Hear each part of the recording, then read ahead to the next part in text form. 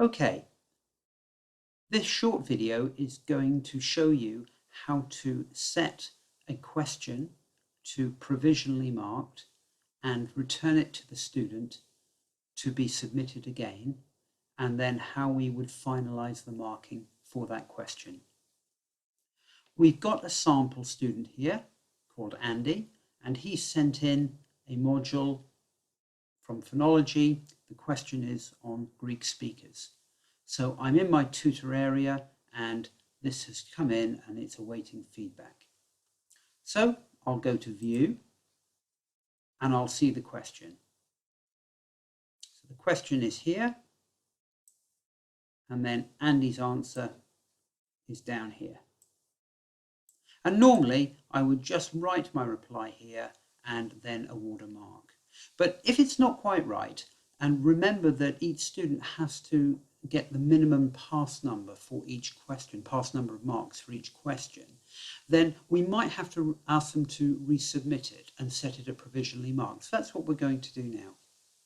Okay, so I've got my comment here, which I've just typed up earlier for sake of speed, and I've just dropped it in here to my reply. I'm just going to expand that slightly so we can see. So I've said this is a good answer, but I think you've slightly misunderstood the question here, Andy. I think it's more directed at, and then I would go into specifics. I wonder if you could have another attempt for me. Then I'll be able to award the appropriate number of marks for this question. And this is the key point. I have copied your answer in here below. And this is because when the student overtypes their original answer, you'll lose it. It won't appear. So we need, for our own records, and so that we can better assess how they've changed their answer, just to copy and paste what they've written into our reply.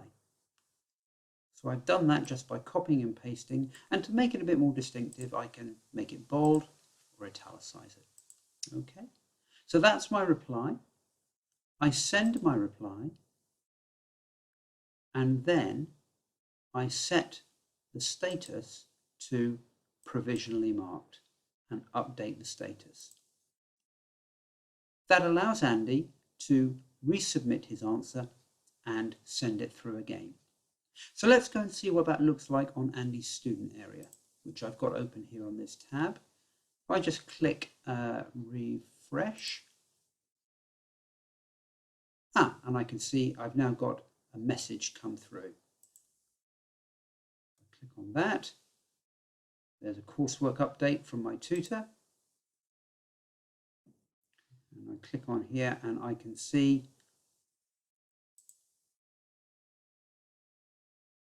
what the tutor has said.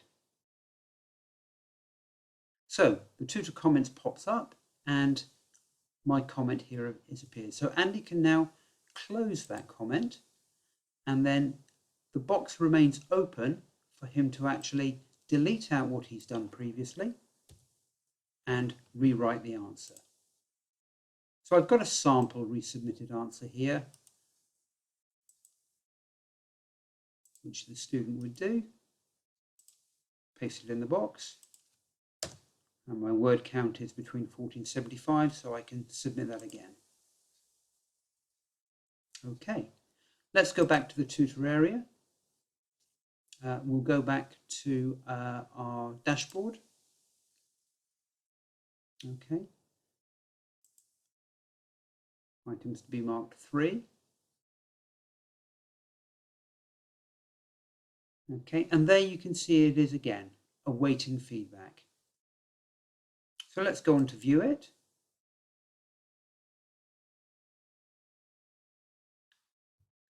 And there's the resubmitted answer.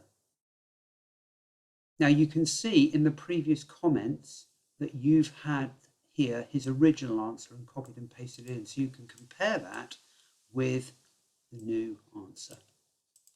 Okay, let's just assume that the new answer is a good one and you're happy with it. There's a comment here that I've written earlier that I'll just drop into my reply box. And I must remember to put the number of marks in here as well so that Andy can see that. So if I set it to marked there, I've got a choice between 1, 2, 3, and 4. I'll say he's got 4 out of 4 for that answer. I'll send my reply back,